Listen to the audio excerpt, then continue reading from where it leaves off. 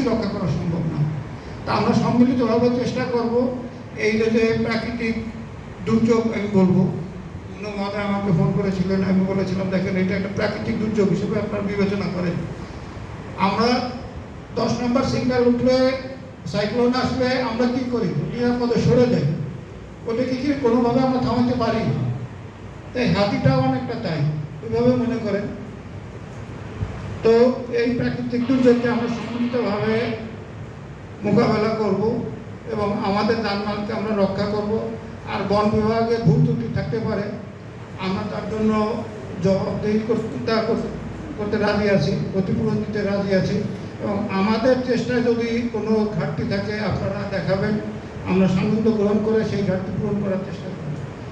এবং সর্বশেষে আপনাদের সকলের সহযোগিতা কামনা করে মহোদয়কে এবং আপনাদের সকলকে আবার ধন্যবাদ জানিয়ে সবার শুভকামনা করে শেষ করছি। ধন্যবাদ। ধন্যবাদ। আপনারা জানেন আমাদের আরেকটি ওয়ার্কশপের মতো আছে আমাদের কালিদাসের।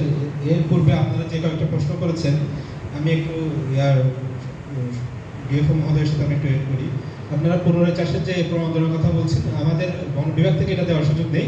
তবে আপনারা যদি উপজেলা প্রশাসনের সাথে যোগাযোগ করেন, আমরা কৃষি সম্প্রসারণ কর্মকর্তা বা আমাদের কৃষি বিভাগের সাথে অ্যাড করে দিয়ে আপনাদেরকে আমরা পুনরায় চাষ করার জন্য কিছু বীজ বা এই ধরনের কিছু দেওয়ার সুযোগ করে দেবো। সাগর কলার বিষয়ে আমাদের এখানে ওই একই আনসার, যদি আমাদের কৃষি বিভাগের সাথে সম্পৃক্ত করা যায় তাহলে আপনারা কিছুটা উপকৃত হবেন। নির্মল চাকমা যিনি বলছেন যে চাষের 6 মাস পর্যন্ত আপনারা ওই ক্ষেত থেকেই চাষাবাদ করে খেতেন, কিন্তু এটা তো 1 মাস হয়ে গেছে। তো এটা বিষয়টা হচ্ছে এরকম যে আমরা তো আপনাকে প্রতি 6 মাসে একবার করে আসলে ক্ষতিপূরণ দেওয়ার সুযোগ নেই। আমাদেরকে নীতিমালাতে যেভাবে বলা আছে যে এককালীন ক্ষতিপূরণ আমরা ওটাই দিতে পারবো। এর বাইরে হচ্ছে আপনাদেরকে আমরা ওই প্রণোদনাটা জাস্ট অ্যাড করতে পারবো। আপনারা ক্ষতিগ্রস্ত হয়েছে এটা আমরা জানি, আপনাদের দুঃখে আমরা দুঃখান্বিত, কিন্তু